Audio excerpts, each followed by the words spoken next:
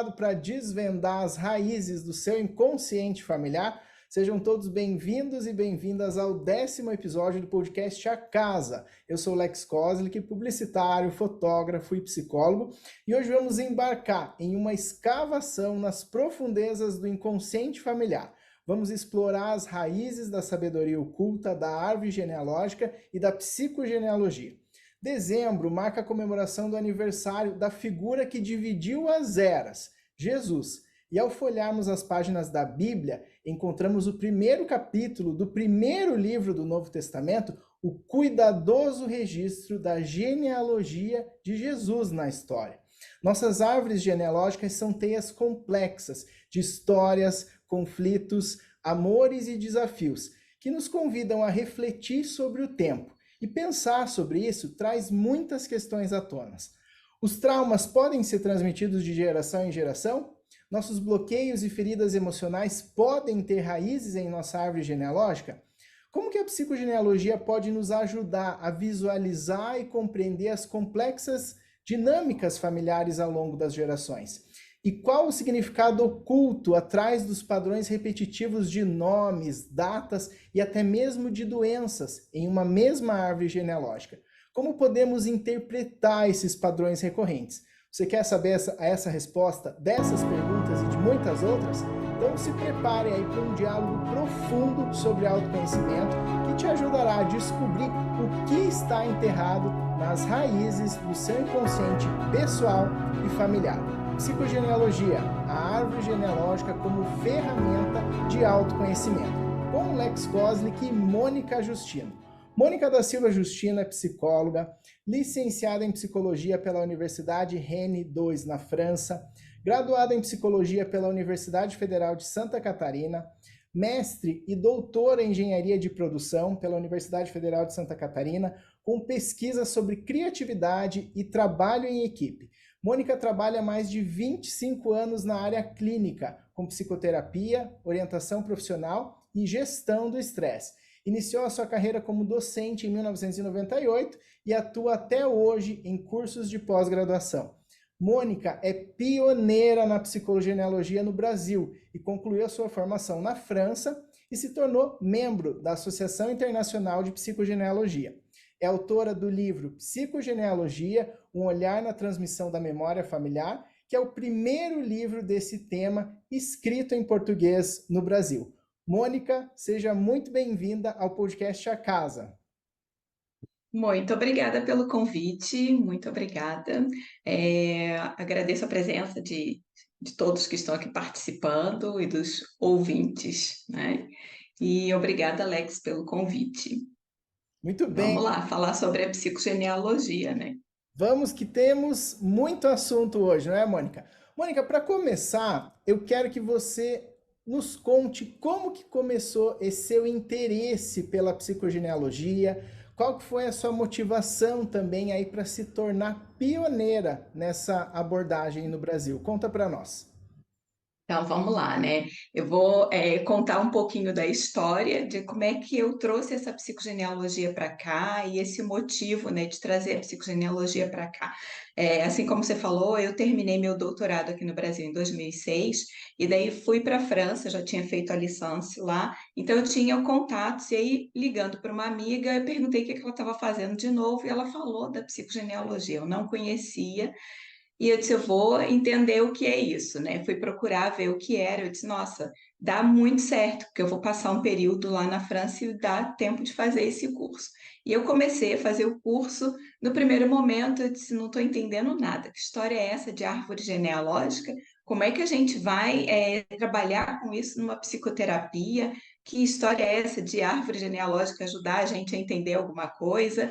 Então, no primeiro contato, eu disse: não, não é bem assim, eu tenho que ver isso um pouquinho mais a fundo, né?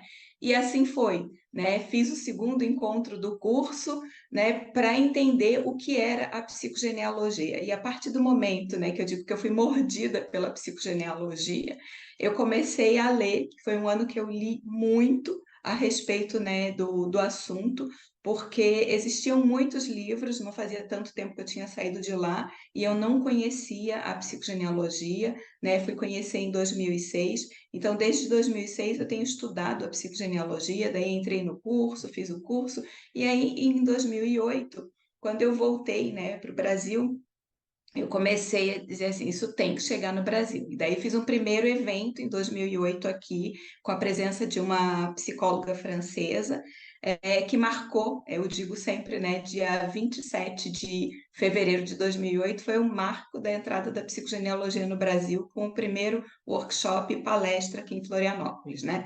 E a partir dali eu comecei a fazer grupos de estudo, a mexer um pouquinho com essa psicogenealogia aqui.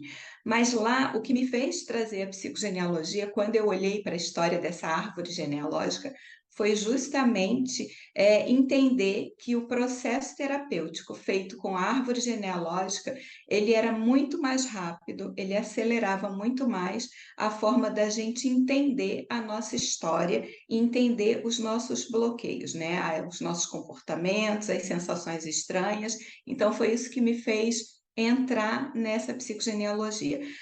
Outra coisa que eu considerei extremamente importante é que todo o trabalho ele é pautado numa pesquisa genealógica. Então, quando a gente traz isso para um trabalho terapêutico, a gente tem a base dessa pesquisa. E eu digo que o trabalho da psicogenealogia é primeiro um trabalho de pesquisa, né? Um trabalho de persistência e de muita paciência, porque a gente vai atrás dessas histórias familiares, né? Buscar entender quem são os integrantes, quem são os personagens dessa árvore, para a gente poder conhecer a nossa história, né? Então, o fato de olhar para todas essas pessoas amplia muito o nosso olhar a respeito da nossa história familiar. Então, nesse sentido, que eu vi que acelerava o processo terapêutico, né? Usava o genossociograma, que é o que a gente chama de árvore genealógica, que é a ferramenta da psicogenealogia. Então, isso realmente fez com que eu tivesse esse estímulo de trazer para o Brasil. Porque eu disse, como é que um processo desse, que ajuda tanto, ainda não tem no Brasil? Então, a gente tem que dar um jeito de trazer isso para o Brasil, né? E foi isso que realmente me estimulou trazer para cá. Muito bem. Mônica, considerando aí que você é a pioneira da psicogenealogia no Brasil, você poderia nos contar um pouco sobre as origens dessa abordagem? Então, bom, primeira coisa, né, quando a gente fala assim, a Mônica é pioneira da psicogenealogia do Brasil, né, porque até então eu não conhecia ninguém. Depois, quando eu comecei a trabalhar um pouquinho mais com isso, eu conheci uma outra psicóloga em Belo Horizonte que também dava curso, falava sobre a psicogenealogia, né, e a gente pode dizer que nós duas demos um start desse trabalho aí, né? Então, falar um pouquinho, né, de como é que começou a psicogenealogia lá na França, né? Ela começa com o trabalho da psicóloga Anne Ancelin Schutzenberg, que também era professora de psicologia na Universidade de Nice, né? A Anne, ela tem uma formação bastante acadêmica, né, uma base bastante psicanalítica, foi parceira e divulgadora do psicodrama na França, foi ela quem desenvolveu assim um dos primeiros eventos de psicodrama na França. Ela foi fazer formação de psicodrama com Moreno e Bacon, então ela tem a base do psicodrama e a base da psicanálise muito forte, né? E esse trabalho começa com um estudo que ela fazia junto com os estudantes da Universidade de Nice no hospital, atendendo familiares e pacientes oncológicos, né? Então, ela atendia os pacientes e atendia os familiares desses pacientes, fazendo acompanhamento. E a partir dali, ela começou a observar que existiam situações que se repetiam, e principalmente questões, às vezes, de internação, né? Na data às vezes de doença, né, de algum antepassado, às vezes da mãe ou do pai, ou de uma avó, né? Então existia uma repetição de data, de idade e de sintomas de doença, né? E uma outra coisa que fez também com que ela trouxesse esse nome da psicogenealogia, isso até eu escutando a história dela no podcast que ela mesma conta, né? Ela foi chamada para tratar de uma paciente sueca que estava muito mal numa situação dessa de câncer, né? E chegando lá na casa dessa paciente, ela viu um quadro, né, uma fotografia muito bonita, e que ela elogiou quem é essa moça tão bonita e tal. E a paciente disse: Ah, minha mãe. Ela disse: Nossa, sua mãe é muito bonita, ela está viva ainda? Não, ela já faleceu, mas ela faleceu do quê? De câncer. Aí ela disse: Ah, de câncer? E aí, justamente, falava com que idade? A mesma idade que a moça estava fazendo a doença, né? Então foram essas repetições, essas situações que chamaram a atenção e que ela mesmo diz que meio que ao acaso para transmitir para os alunos, ela utilizou a palavra psicogenealogia, como se a gente tivesse fazendo a genealogia, mas não só trazendo essa psico que existe na história da família, né? Então, o que que tem ali que a gente consegue captar? Então, foi nesse sentido que ela deu início à psicogenealogia, tá? Baseado nesses estudos, né? Perfeito. Mônica, qual a diferença entre a genealogia e a psicogenealogia? Então, vamos lá. Digamos assim, que para fazer a psicogenealogia, a gente precisa da genealogia, né? A genealogia, ela é o nosso, digamos assim, o nosso suporte, ela que vai nos trazer as informações para que a gente possa fazer o trabalho com a árvore. Então, qual é a diferença? Na genealogia, eu vou fazer uma pesquisa a respeito da minha história familiar, com datas, com fatos, né? Com informações que existem na família, que muita gente traz, às vezes, né, de relatos da sua história. E para a psicogenealogia, a gente vai se utilizar dessas informações e vai ampliar ainda mais isso, né? Então, na psicogenealogia, a gente vai tratar das relações que existem entre as pessoas que fazem parte dessa árvore genealógica. Então, as duas caminham junto, eu diria, né? Então, para se fazer uma boa psicogenealogia, a gente vai utilizar todas essas informações da genealogia, tá? Perfeito. Ah, Mônica, e outra coisa que, assim, só para complementar, para eu não esquecer, até para ficar mais claro a questão da diferença aí da genealogia e da psicogenealogia, eu costumo falar que nós temos a mesma genealogia dos nossos irmãos, mas nós não temos a mesma psicogenealogia, porque a psicogenealogia, ela vai dar para a gente o nosso contexto de nascimento. Então, na época que a gente chega, a gente tem, a família tem uma expectativa, se a gente é o primeiro, segundo ou terceiro filho, se a gente é o caçula, se a gente é um temporão, se a gente chegou no momento em que a família queria. Então, tudo isso faz parte da psicogenealogia, né? Todas as expectativas que são colocadas na chegada de um ser. Né? E aí entra também o momento em que essa família está vivendo, se ela passou por alguma situação de luto, se ela passou por alguma situação difícil, né? Ou às vezes até teve alguma coisa de positivo na família, em termos de conquistas de um novo espaço de moradia ou de ascensão profissional. Então, tudo isso vai influenciar na nossa psicogenealogia. Então, essa é a diferença, né? Nós temos a mesma genealogia dos nossos irmãos, mas não a mesma psicogenealogia, tá? muito bem.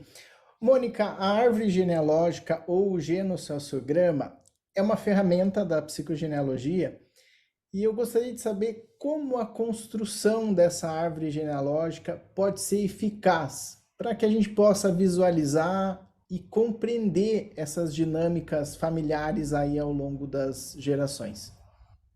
Então, quando a gente fala, né, do genossociograma, eu brinco, né, porque o termo realmente, ele é um palavrão, né, gente? Porque quando a gente fala genossociograma e psicogenealogia, todo mundo não entende direito o que que a gente está falando, né? Fica uma coisa meio estranha. E aí a gente acaba utilizando sempre o termo árvore genealógica, que é da própria genealogia. Mas fazer o nosso genossociograma, ele ajuda a gente a se posicionar, a gente reconhecer o nosso lugar na família, ele ajuda a gente a ter uma visão clara de quem são as pessoas na árvore. E muitas vezes, quando a gente está começando o desenho, né, da árvore genealógica, a gente acaba descobrindo outras pessoas que às vezes a família não falava, não comentava, né? Crianças que faleceram cedo e a família não comentou, e aí quando você pergunta quantos irmãos tinha, aí você tem uma noção, tinham 5 irmãos. Não, não tinha 5, tinha 7, mas 2 faleceram e nunca ninguém comentou, né? Ou teve um que desapareceu, sumiu e nunca ninguém falou. Então, tudo isso a gente coloca na árvore genealógica. E é nesse sentido que a árvore ajuda, porque a gente começa a ter um retrato da nossa família. Eu digo que as árvores, elas são muito projetivas, né? Elas trazem para a gente as informações que a gente tem internamente, porque à medida que eu faço um desenho, ou melhor, que o cliente faz o desenho, né? Ele vai trazer a família que ele tem internamente. E é esse trabalho que a gente vai fazer, a partir daí que a gente vai construir o trabalho da psicogenealogia. E aí facilita porque normalmente ele traz um questionamento, uma pergunta, e a partir dessa pergunta que a gente vai buscando as informações nas gerações na árvore, né? Muito bem. Mônica, você poderia compartilhar alguma experiência sobre a compreensão dessa árvore genealógica com uma mudança significativa na vida de alguém, de algum paciente, enfim, de alguém que você, até também da própria teoria, para que o Aham. pessoal que está em casa também possa entender e compreender. Lembrando que sempre a ideia que a gente traz aqui é que cada um olhe para si através, né, das informações que a gente traz. Não apenas seja um conhecimento teórico, técnico, mas que possa, as palavras aqui trazer insights mesmo. Então, você pode dar um exemplo Uhum. para o pessoal também visualizar? Então, vou aproveitar até voltar, porque eu comentei ali na questão da posição da família, né? Quando a gente fala de posição na família, muitas vezes tem gente que chega para a gente com a queixa de que não me sinto bem, parece que eu estou fazendo a coisa por dois, eu me sinto, às vezes, com um peso muito grande nessa minha família, né? Então, tem gente que, a partir do momento que a gente coloca, né, os personagens na árvore, né, os integrantes ali da família, a pessoa já começa a se visualizar no meio daquelas pessoas, né? E aí ela vai reconhecer o lugar que ela tem. Só para ficar um pouquinho mais claro, eu vou trazer um exemplo, né, de uma situação, né, de um atendimento. A pessoa achava que fazia muito, né, que estava o tempo todo, né, sempre envolvida com situações que ela achava que não deveria ser exatamente dela, né? Porque se reconhecia como a filha mais nova e estava trazendo situações às vezes, né? Por que que eu tenho que fazer isso se eu sou a caçula, né? Como é que eu fico nesse lugar e tal? Por que que os outros não fazem? Por que que todo mundo recorre a mim e tal? E daí, a partir do momento que começou a desenhar a árvore, a gente viu que essa pessoa tinha a energia do primeiro filho, né? Isso a gente na psicogenealogia a gente trabalha primeiro, segundo e terceiro filho. Quando chega no quarto, ele tem a mesma energia do primeiro, o quinto a mesma energia do segundo e o sexto a mesma energia do terceiro. O que que significa isso, né? Significa que o primeiro filho é aquele filho que ele é muito mais da ação, do fazer, é aquele filho que normalmente ele está ali para trazer os valores familiares, para cuidar dessa família, né? Aquele filho que vem muitas vezes para dar continuidade à, à herança familiar, né? Os rituais e tal, os valores. O segundo, ele é um filho que acolhe muito mais, ele é um filho que ele é muito mais afetivo, ele tem uma energia muito mais feminina, ele é um filho mais receptivo. E o terceiro filho é aquele filho que ele é muito mais é, sociável, ele pode ser tanto energia do primeiro como energia do segundo, dependendo de como um ou outro interage, né? E aí, no caso, esse terceiro filho, ele é muito mais voltado para o externo, é ele que traz as novidades, a inovação para dentro de casa, que é muito mais comunicativo. E aí, nesse caso que eu estava trazendo, né, essa pessoa era quarto, né? Era o quarto filho. E daí, enquanto quarto filho, ele achava que ele estava fazendo uma coisa que não deveria ser dele. Só que o primeiro filho não assumiu a postura de primeiro filho. Então, esse primeiro filho meio que ele se isentou da família, né? E daí, nesse sentido, esse primeiro filho acaba indo para longe, não faz aquilo que deveria, digamos assim, ser o papel do primeiro filho. E aí, esse quarto filho é que vai ocupar esse papel. E aí, a partir do momento que a pessoa se deu conta que ele estava nesse papel, que ele estava fazendo essa função, né, que era a mesma energia, aquilo ficou muito mais leve. Daí ele entendeu o lugar dele, né? Ficou muito mais tranquilo de caminhar nessa posição. Da mesma maneira que muita gente às vezes vem após uma situação de aborto. Às vezes é um primeiro filho que vem após um aborto. A família às vezes tem até como uma característica já, né, que a gente poderia dizer aí, é um padrão familiar, né? Às vezes as mulheres perdem o primeiro e tem o segundo, e o segundo ele é chamado de é o filho mais velho, ele é o responsável, e muitas vezes ele se torna revoltado, rebelde, porque ele não quer assumir aquele papel, porque não é o lugar dele. Ele está num outro lugar, então ele está num lugar de segundo filho, sendo obrigado a agir como primeiro filho. Então, a partir do momento que a gente identifica isso, fica muito mais leve e a pessoa tem um entendimento da posição dela e do lugar dela na família, né? Então, isso faz uma diferença muito grande. Isso é só uma forma da gente colocar esse exemplo, né? Tá? Muito bem, eu também posso compartilhar a minha percepção da psicogenealogia, porque eu vivi um processo de pesquisa mesmo da genealogia e depois fui conhecer a Mônica e entender que o que eu estava vasculhando no meu próprio interior aí tinha a ver e muito com com a psicogenealogia, mas até então eu não conhecia esse nome, né, Mônica? Eu fui conhecer depois aí com você. Falando um pouquinho desse meu encontro aí, o meu encontro com a própria psicologia e também com a psicogenealogia, ele se deu através da fotografia. Em 2015, eu estava concluindo a minha especialização em fotografia pela Universidade Positivo e eu apresentei como projeto de conclusão de curso o TCC que se chamou A Fotografia na Construção da Memória.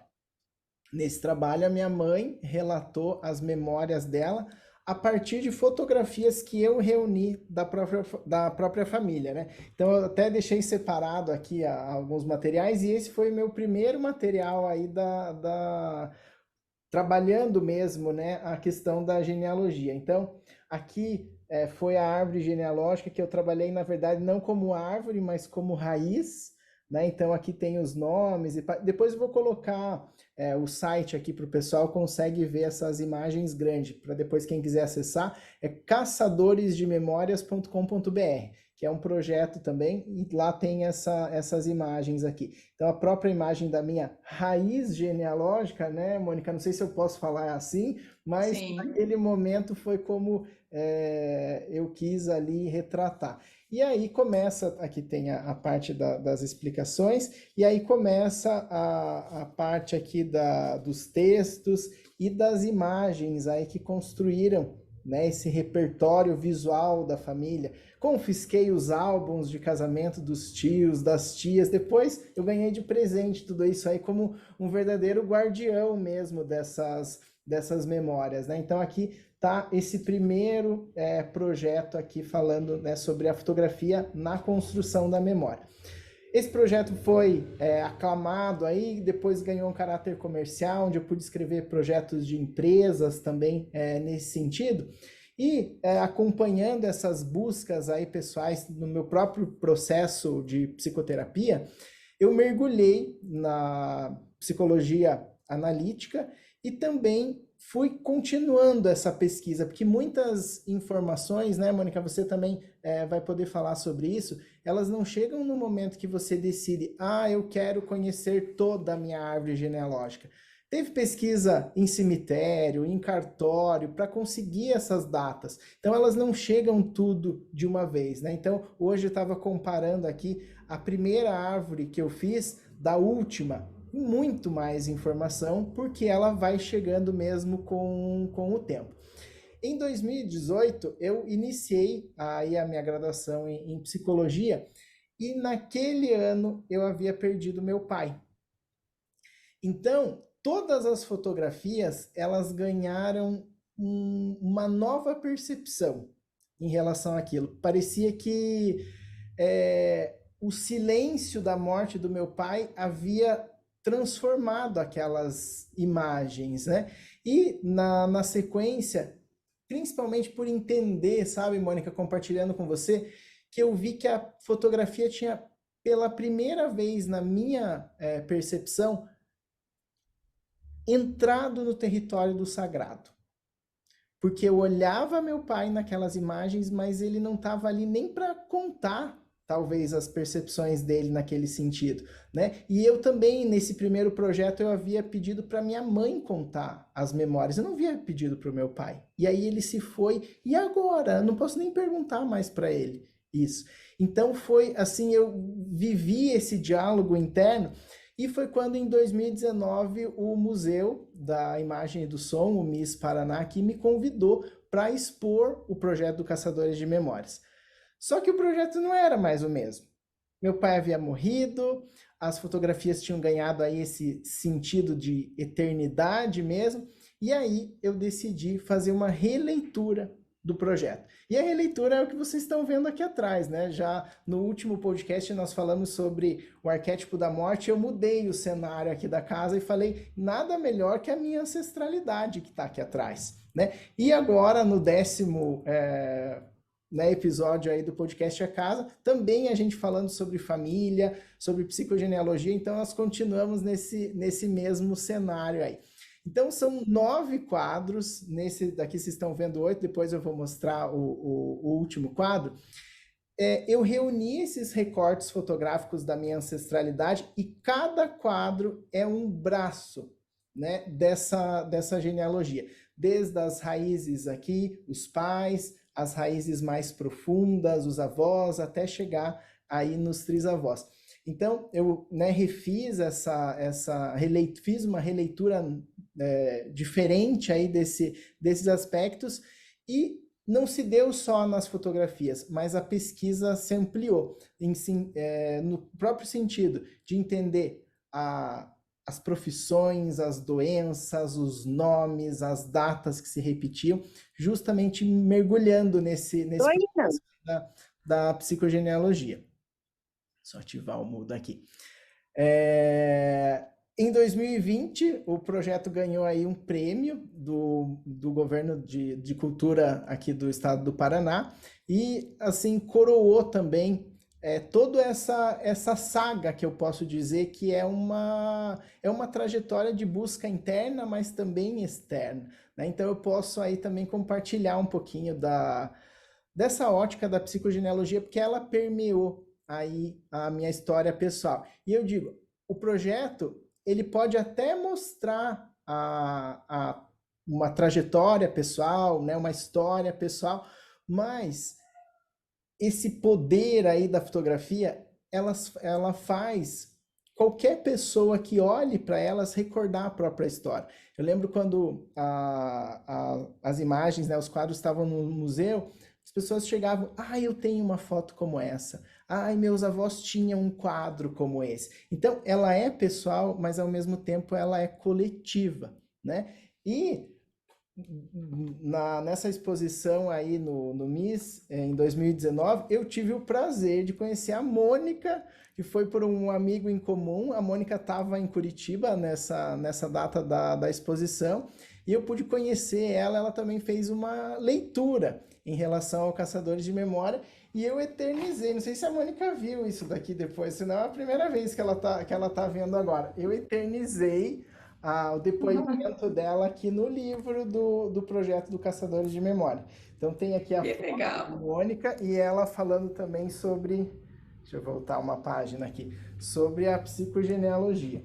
Então, Mônica, agradeço desde já aí por você fazer parte também da minha história e nessa leitura aí tão especial que você fez do projeto aí e que enfim, é tão especial porque toca a nossa vida, mas também toca a vida de muitas outras pessoas, né?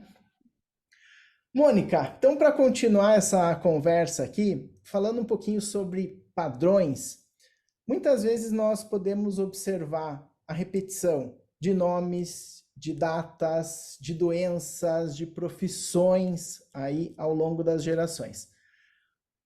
Conta para nós como que essa repetição aí influencia nessa dinâmica familiar e individual. Existe aí algum significado simbólico por trás dessa repetição?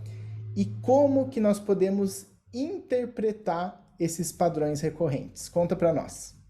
Então, vou só fazer um parêntese, né, para dizer que esse seu trabalho é maravilhoso, eu sou encantada com ele, né? E eu agradeço fazer parte lá do livro, né, dos Caçadores de Memória, porque realmente, assim, a exposição para mim foi um presente, né? Eu poder realmente estar em Curitiba naquele momento e visitar a exposição, né? Foi um ganho muito grande, não é à toa que eu estou aqui hoje também, né?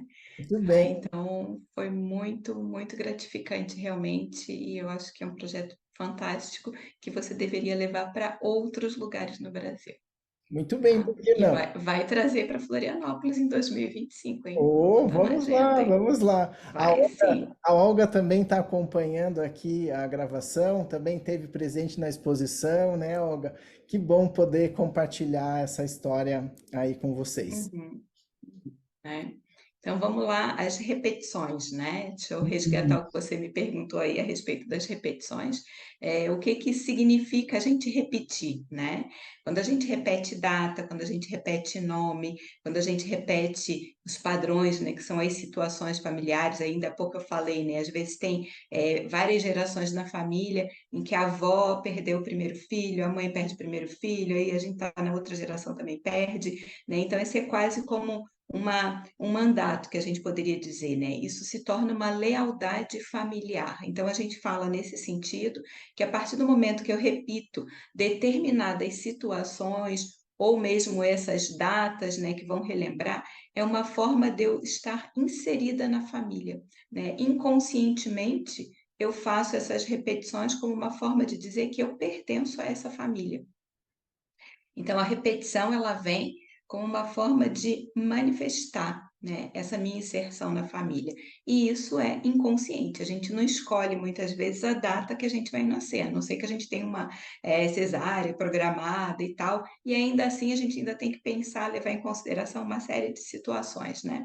Mas quando a gente nasce na mesma data de um familiar, o que que esse familiar representava para a família? Por que que eu estou buscando exatamente essa data? Será que era alguém que a família gostava muito e de repente a expectativa com a chegada dessa criança é reativar a energia daquela pessoa, trazer de volta, e daí eu ainda coloco muitas vezes o mesmo nome como uma forma de homenagem, mas também de trazer, e a cada vez que eu chamo eu também relembro o outro, cada vez que eu comemoro o aniversário eu estou lembrando do aniversário do outro, né? Pode ser uma forma de trazer, às vezes, a mesma data, alguém que já desapareceu há muito tempo, ou alguém que era muito querido na família, né? Enfim, a gente tem que analisar as situações familiares, né? Por isso que eu digo que na psicogenealogia, todas essas situações de repetições, né, tanto de nome, de data, de padrões, né, de doença,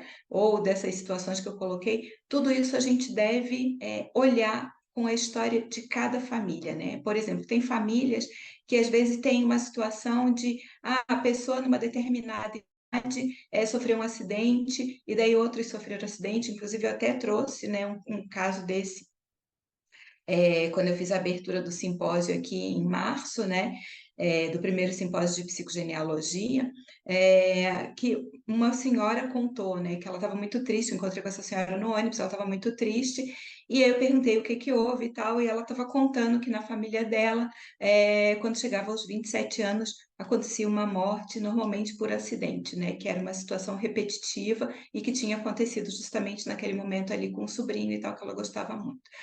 E então aquilo se tornou um padrão, e às vezes as pessoas que estão, naquele momento ali, ficam antenados, ligados, né, "Ó, tô chegando na tal idade, o que que pode acontecer?". Então essas repetições vinculam a gente na história familiar, né, é uma forma da gente se ligar nessa história.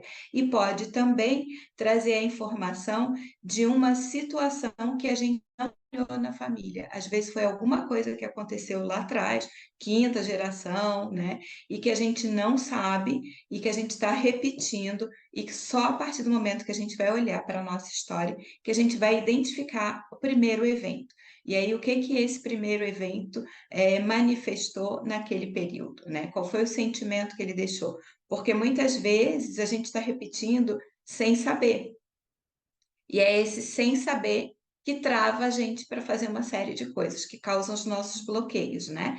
E aí, nesse caso, quando a gente olha lá para trás, né, que a gente identifica o primeiro evento, a gente consegue entender o porquê e fica muito mais leve, e aí a gente pode parar de repetir, né? Aí algumas pessoas perguntam, tá, mas essa repetição a gente escolhe, pode parar, a gente tem como modificar isso, né? Então, na verdade, quando a gente identifica, a gente pode fazer a escolha de continuar ou na repetição ou de agir de uma maneira diferente, né?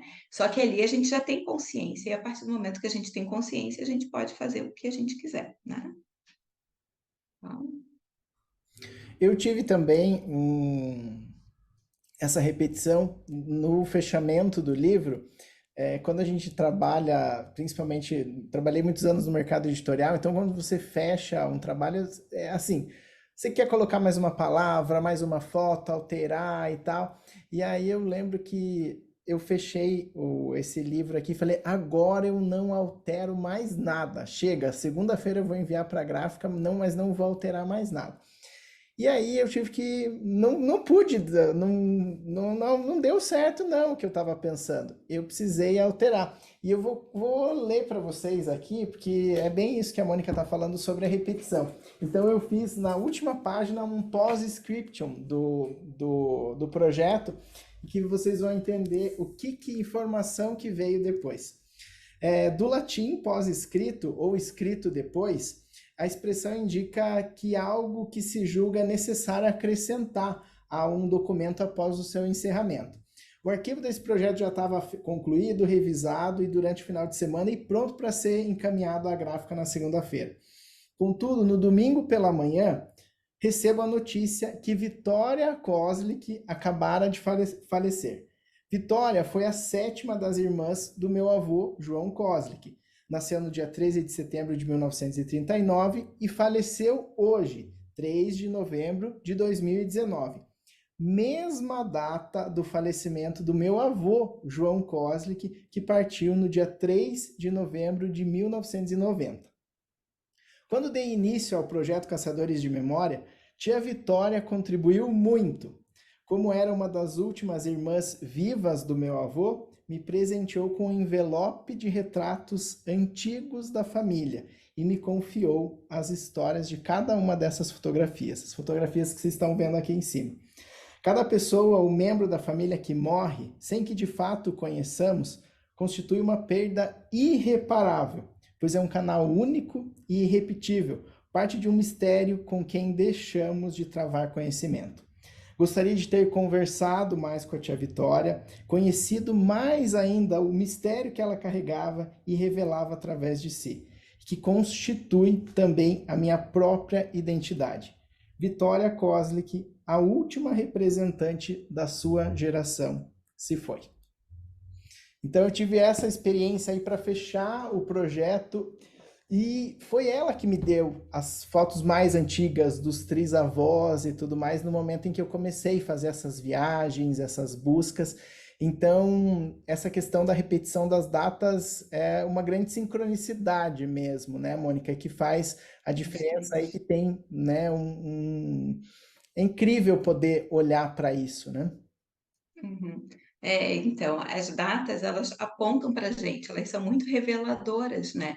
E é por isso que eu digo que a genealogia ajuda muito, porque às vezes a gente tem, às vezes comemora o aniversário, às vezes, de um familiar, e quando você vai buscar lá na genealogia, ele tem um outro registro, é uma outra data, né? E aí isso faz a diferença, né? Porque e quantas pessoas não nasceram numa data e os familiares resolveram colocar a data igual, às vezes, para um filho e para outro, né? Então, tudo isso faz diferença também, né? Você está falando dessas datas repetidas, estou lembrando aqui.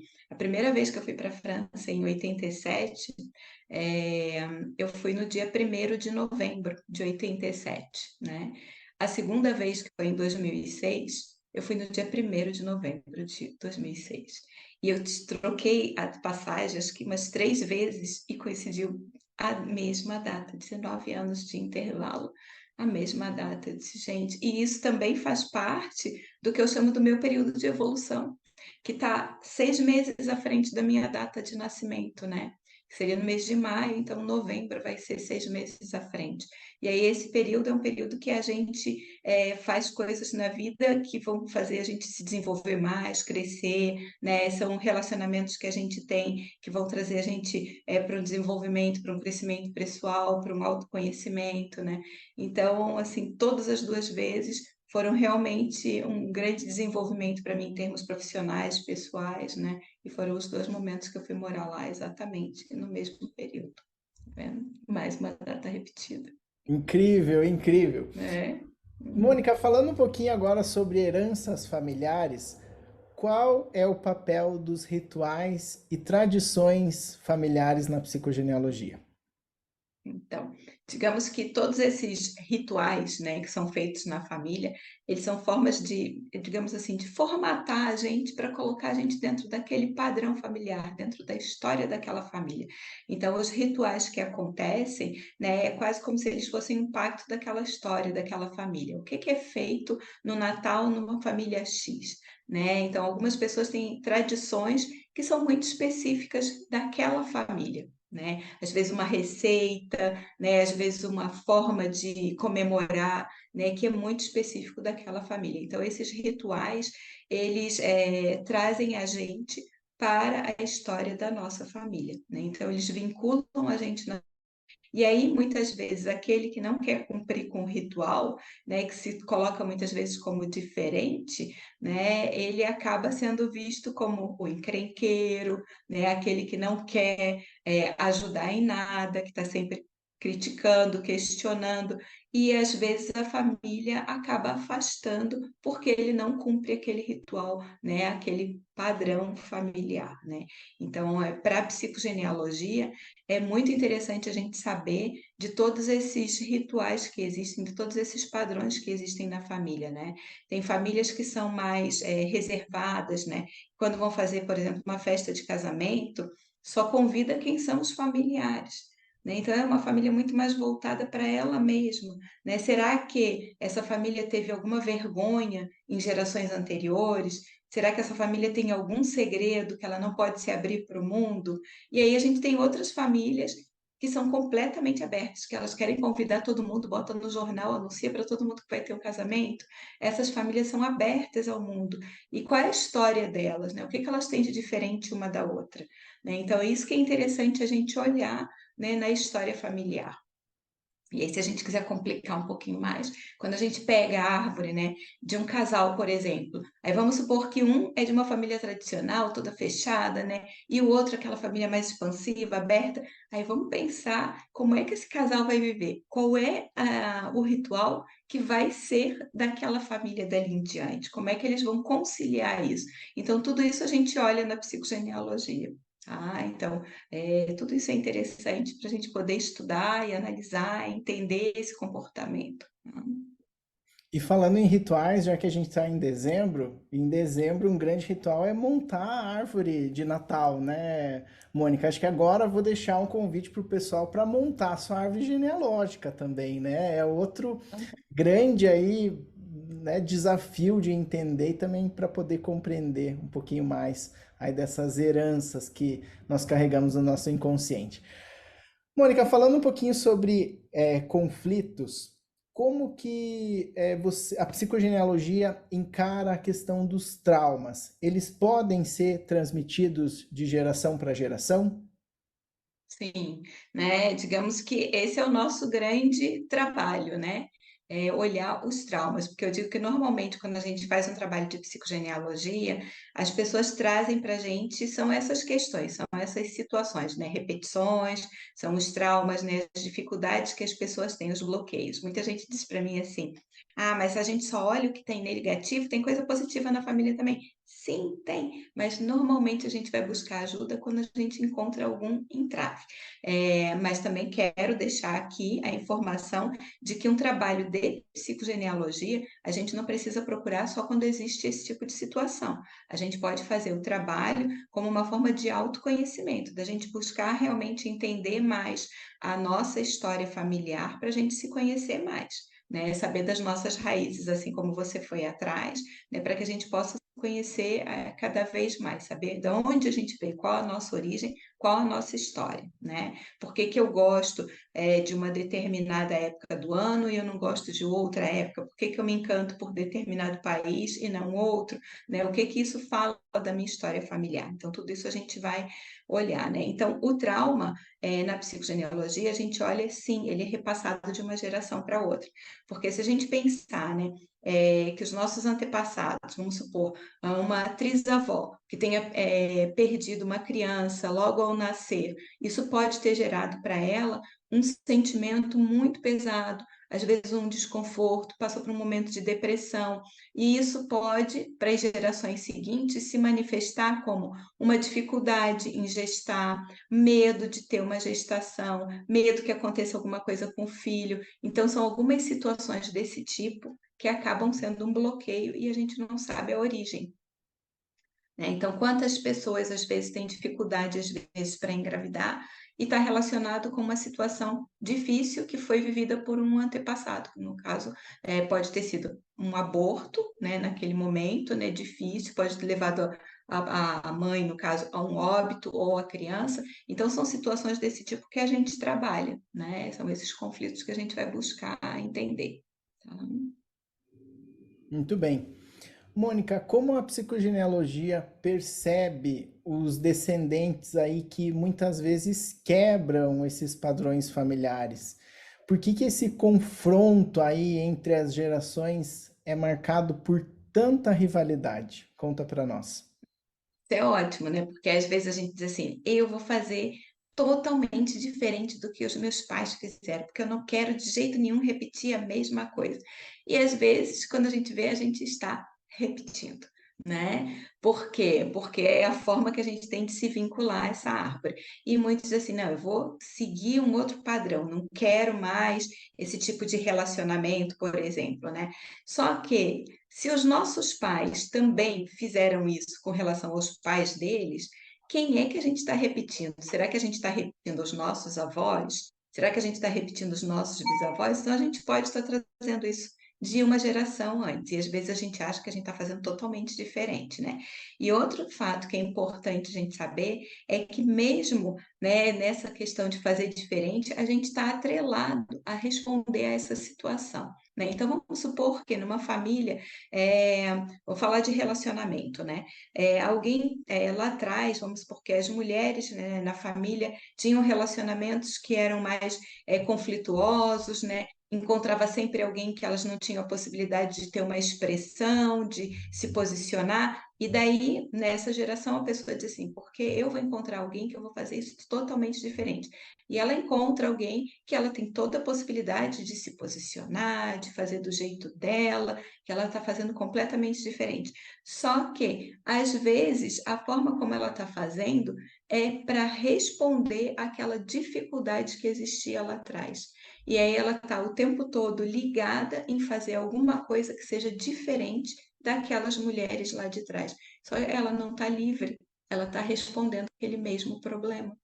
Né? Então, o ideal é que a gente possa entender a situação para que a gente se coloque de uma forma mais natural, né? Mais livre, sem ter que estar preso a esses padrões. Tá? Não sei se eu Bom, respondi a sua pergunta, se ficou ótimo, claro. Né? excelente, excelente.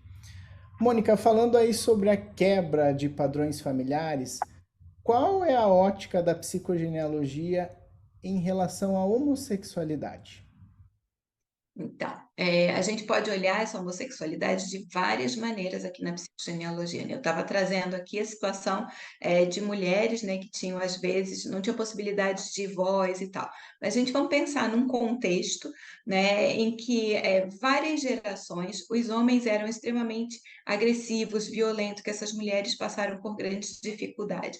Então, é quase que como se nas gerações seguintes, né, gerar um homem fosse algo perigoso, né? Então é quase como se eu estou pedindo para essa árvore que não seja perigoso, que ele seja diferente.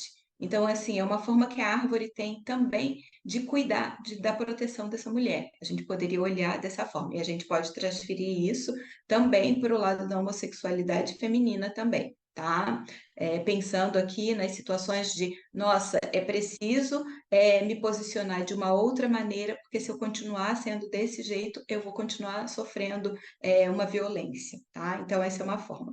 E na maioria das vezes, nas árvores que existem situações de homossexualidade, é porque lá atrás também já aconteceu alguma situação de homossexualidade. Então, às vezes, a gente encontra nas árvores nomes que podem trazer indicações de homossexualidade. Aí a gente vai trabalhar com nomes que a gente diria assim, é um nome que serve tanto para homem como para mulher, né? Então, por exemplo, Darcy, Jaci, né? São nomes que são utilizados tanto Eli, né? São nomes que são utilizados tanto pelo masculino como feminino. E a gente vai ter que repetir o tempo todo.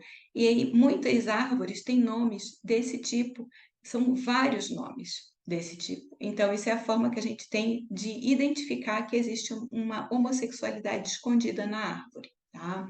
Outra é quando a gente faz o desenho, que tem os símbolos, né, da psicogenealogia, que a gente usa o quadrado para o masculino, o círculo para o feminino. Muitas vezes as pessoas invertem. Isso também pode dar indicação para a gente de situação de homossexualidade. Tá? Então, é nesse sentido que a gente vai buscar o que que essa homossexualidade nessa geração está respondendo à história da árvore. Tá? Então, são muitos caminhos que a gente tem para entender o porquê a homossexualidade naquela família, né? Mas eu diria que em boa parte das árvores, quando tem alguém com uma homossexualidade nessa geração, porque na terceira, quarta geração já existiu. Muito interessante. A Mônica estava falando sobre a questão dos desenhos, né? O quadrado e o círculo. O Vou ciclo. mostrar para vocês aqui, tá bem, gente, tá bem pequenininho, porque é imenso. Essa daqui foi a minha última.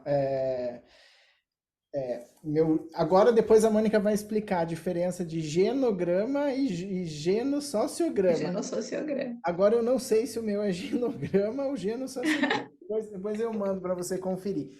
Tá? Aham, Ó, embaixo aqui, vou mostrar longe, depois legal. eu mostro pertinho. Então aqui tá. Aham, Agora vamos ver se vocês vão conseguir visualizar lá. sim. Aham, Deixa eu segurar mais. sim. Ok. Uhum. Então, para o pessoal que está em casa e não conhece ainda, É. indica tudo aqui quando né, teve até separações, né, Mônica? Conta para nós um pouquinho aqui. Sim. Crianças que morreram também no parto, antes Isso, do né? parto. Então, quando a gente faz, né, esse desenho que eu falo, o dele ali está um esquema bastante, digamos assim, feito no computador, né, todo organizadinho, né? Eu gosto de fazer à mão, peço para o cliente fazer à mão, porque quando ele faz à mão, ele está em conexão também com esse inconsciente, a possibilidade que ele deixa, né, fluir essas informações que estão armazenadas. Por isso que eu digo que sim, para as pessoas não precisa se preocupar em trazer todas as informações, porque à medida que você vai trabalhando, o seu inconsciente também vai trabalhando e vai trazendo essas informações, né? E nesses lapsos, né, do desenho é que a gente vai identificando as situações que existem na família, tá? Então, assim, o genossociograma e o genograma, o que que é de diferente um para o outro aí, né? O genograma, ele é um instrumento da sistêmica, né, da terapia sistêmica, e o genossociograma da psicogenealogia. O genossociograma ele foi desenvolvido com base lá no átomo social, na teoria do sociograma eh, do Moreno, né, que era a base também conceitual da Anne Ancelan, só que para ela a gente faz até mais ou menos a quinta, sétima geração, né, esse genossociograma. O genossociograma diferença dele para o genograma o genograma vai até a terceira geração, tá? Estuda até os avós. A gente vai dos bisavós para frente, né? Para os trisavós, tetravós, pentavós e etc, né? E aí, o que que nós utilizamos? Nós utilizamos todas as informações relativas àquela pessoa, cada integrante da árvore. Então, eu vou colocar lá o nome, primeira coisa, a gente trabalha com nome de solteira, assim como na genealogia também, né? Então, a gente vai trabalhar com o nome de solteira das pessoas. Então, a gente coloca o sobrenome, o nome, a gente coloca a data de nascimento, a data de falecimento, quando é o caso. Se teve algum acidente ou alguma doença que foi um fato marcante, a gente coloca a atividade profissional da pessoa, a ocupação da pessoa, os hobbies, os lugares onde essa pessoa visitou, frequentou, né, digamos assim, os lugares que foram marcantes de moradia, né, se existe algum vínculo com alguém ali da árvore, a gente também vai fazer essa relação, a posição que eu falo na família, por exemplo, eu posso estar vinculada na geração da minha mãe com uma tia que seja a segunda filha, por exemplo, né? Então a gente vai olhar para tudo isso no genossociograma. Então, quando a gente faz um genossociograma, a gente fala que é a árvore genealógica ampliada e comentada. Uhum. Tá? Então, eu digo que a psicogenealogia ela é uma abordagem contextual, porque a gente vai trabalhar com o contexto de vida de cada integrante. Então, se eu estou lá na quarta geração, que é a geração dos meus bisavós, eu hoje posso olhar, nossa, mas a minha bisavó casou lá com 15 anos, como assim? Teve filho com 15 anos e tal. Eu estou avaliando com a minha informação de hoje. Só que a ideia é olhar a história dela com a forma como ela foi criada, com as condições que ela tinha, né, e o que ela trouxe para a gente, né? Então, é sempre olhando na ótica deles, né? O que é um exercício bastante difícil, porque é muito difícil a gente conseguir entender. Aí, assim, não tem informações deles, mas eu sei onde eles moraram. Então, naquela região, o que acontecia naquela região? Então, eu vou buscar as informações, porque todos os fatos históricos, sociais e econômicos influenciam na vida de uma família e vai trazer uma história para a gente também. Se hoje, né, o que a gente está vivendo aqui, com relação às guerras que estão acontecendo, a Covid que aconteceu há pouco tempo, tudo isso influenciou na nossa história, na nossa vida, na forma como a gente se organizou, reorganizou, né, em termos familiares, e quais foram os impactos que isso deixaram. E é isso que a gente vai olhar na história deles. Então, quando a gente faz a psicogenealogia, a gente recorre à genealogia, a gente recorre à história, aos fatos sociais e econômicos, porque tudo isso faz parte da nossa compreensão da nossa história familiar, tá? Quando eu fiz esse genossociograma, eu fui orientado por uma das alunas da Mônica, foi a Sinara. E ela falou mesmo, Lex, você faz à mão. Depois eu passei para o computador, agora vocês estão vendo ali tudo Aham. pronto, bonitinho. Mas eu lembro dessa orientação que ela me deu mesmo em fazer à mão. E quando eu errasse, não era para pegar outra folha e começar de novo, não, era para apagar e deixar ali o rastro mesmo que foi apagado, porque até isso também influencia e traz também algumas informações, não é, Mônica? Uhum. Então é interessante Sim. olhar para isso aí também, e como a gente já comentou, né? Não é uma informação que chega toda ao mesmo tempo. Eu agora, depois que o livro foi publicado, eu falei, eu não vai acabar o projeto aí. Se eu tiver novas informações sobre a família, eu vou escrever com a caneta em cima do livro mesmo, porque isso é um documento histórico para ficar, né? Então é interessante entender aí esse complemento dessas informações, o que torna toda essa história é muito mais interessante, porque ela é Sim. viva, né? Ela não é apenas Aham. aconteceu, pelo contrário, ela continua aí a acontecer. Exatamente. Agora eu vou fazer uma pergunta para a Mônica, mas que ela não vai responder agora. Ela vai responder quando eu abrir o bar da casa. O bar da casa é a última etapa aqui do nosso podcast, que é quando a gente abre a rodada de perguntas do público que acompanha ao vivo. Mas a resposta dessa pergunta não vai para o YouTube. Então também é para instigar aí o nosso público que só vê pelo YouTube a participar ao vivo conosco aí das gravações do podcast. Então, vou deixar a pergunta aqui, Mônica, mas você guarda a resposta dela para depois, tá? Só quando abrir o bar da casa aí. Então, Mônica, qual é a diferença entre psicogenealogia e constelação familiar? Segura aí que depois você vai poder responder aí para nós. Falando agora um pouquinho de conflitos e resoluções, ao encontrar padrões que se originaram aí nas gerações anteriores, nós entendemos modelos, paradigmas aí que carregamos inconscientemente. Mônica, como que nós podemos lidar com os conflitos familiares revelados pela psicogenealogia? Ótimo, né? Porque aí, assim, não só conflito, mas muitas vezes as situações que as pessoas encontram de segredos, né? Que às vezes as pessoas chegam para mim e dizem assim, ai, descobri tal coisa porque eu estava lá mexendo e tal, fazer, e aí eu descobri, isso é um segredo, eu devo ou não devo contar, né?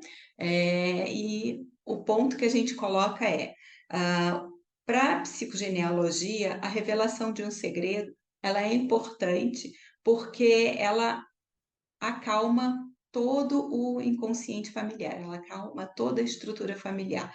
Mas a forma como ela vai ser revelada é que depende, e depende se essa revelação, quantas pessoas ela vai atingir? Será que ela vai desarticular ainda mais a situação? Então, isso deve ser muito ponderado, né? E também pensado como isso que vai ser colocado, né, para a família, né, a questão da revelação de um segredo. E quando você identifica um conflito, um bloqueio, né, alguma situação que foi difícil, normalmente isso traz um alívio muito grande, né, para quem identifica, né, para a pessoa que identificou um conflito familiar, né, que existia em 2, 3 gerações antes e passou a entender o porquê que às vezes as pessoas tinham uma dificuldade, isso acalma todo o sistema, né? Porque eu digo que a partir do momento que a gente vai trabalhando a árvore, que a gente vai mexendo, a gente vai trabalhando as outras pessoas também. Por isso que as informações chegam por caminhos que a gente menos espera, né? Porque alguém também se sente acionado aí nesse inconsciente familiar, nesse inconsciente coletivo, e essas informações acabam chegando, né? E tornar-se aí consciente desses padrões familiares pode nos ajudar a quebrar esses ciclos, Mônica? Esse é o principal objetivo da psicogenealogia, né? A gente estuda a nossa história familiar, a nossa árvore genealógica, né? Com todas essas informações que eu trouxe, justamente para que a gente possa despertar e evitar essas repetições, evitar repetir essas programações, né? Então, o objetivo é sim trazer a consciência, e a partir do momento que a gente se torna consciente, a gente tem a liberdade de escolher o nosso caminho. Aí eu vou até ler a frase que está aqui no meu copinho da psicogenealogia, né? Que é: reconheça a sua história, fortaleça a sua vida e transforme o seu caminho. Então, esse é o que está aqui, né? Psicogenealogia. Muito bem, e falando em copinho, aí também tem um sorteio, né, Mônica, que nós vamos fazer aí para quem está participando ao vivo do Uhum. livro da Mônica. Tá aí fácil, Sim, Mônica, para você mostrar aqui. pro. Então, ó, esse é o primeiro livro, né, de psicogenealogia, que foi o que eu escrevi em 2017. Na verdade, esse livro eu fui escrevendo durante muito tempo, mas eu dizia assim: quem é que vai comprar um livro com o nome de psicogenealogia que ninguém sabe o que é isso, né? E ainda vou falar de transgeracional, de genossociograma. Uma psicóloga que ninguém conhece, não tem como botar um livro desse ainda, né? Mas nasceu o livro em 2017, né? Então tá aqui, é esse livro que vai ser sorteado. E daí eu já vou aproveitar e já vou falar do outro livro também, hein, Lex? Claro, pode Vou falar, pode mostrar falar. o outro aqui, né? Porque nós fizemos esse outro aqui, que é os recortes clínicos de psicogenealogia.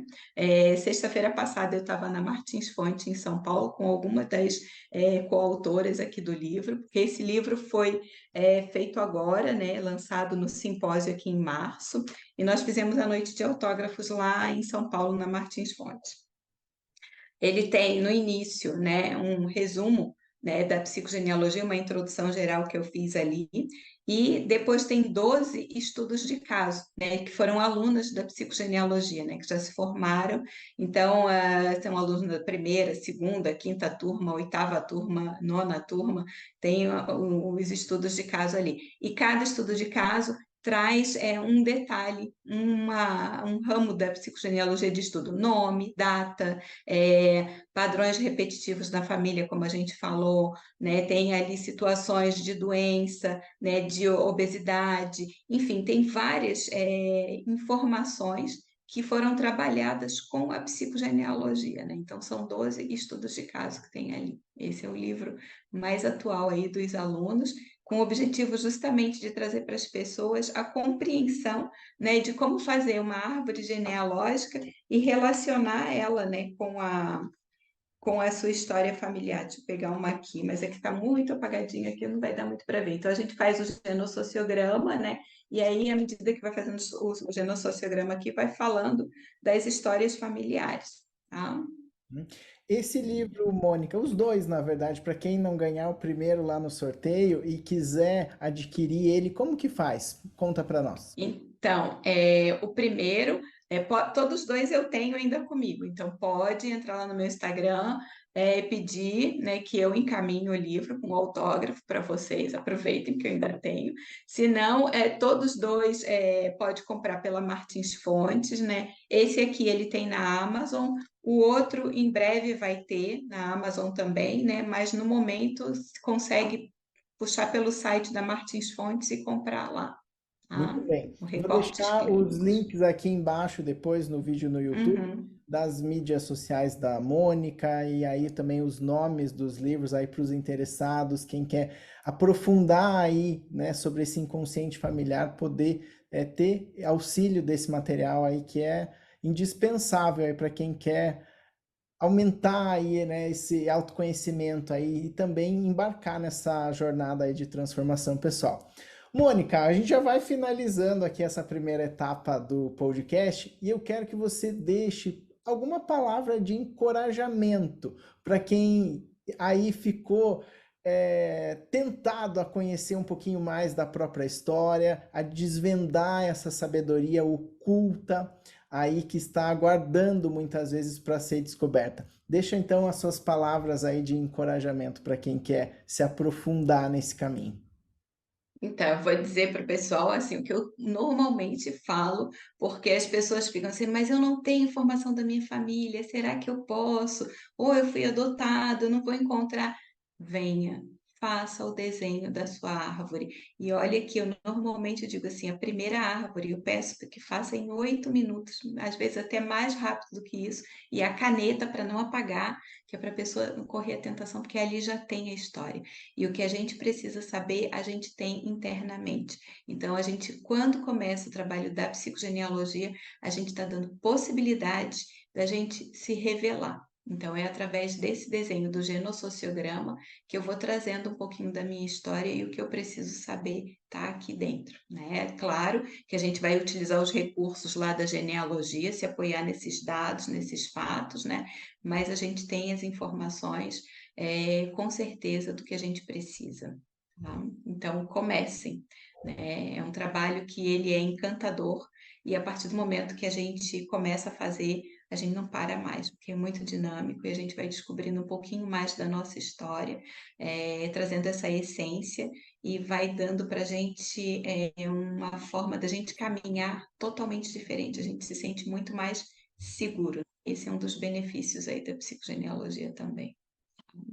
Muito bem, muito bem. A gente vai fechando aqui essa primeira etapa então do podcast. Vou deixar os contatos da Mônica aqui embaixo, Instagram, telefone para quem quer conhecer mais dessa nobre área aí da psicologia, poder conhecer Isso. aí com a Mônica, que é pioneira aí no Brasil nesse estudo.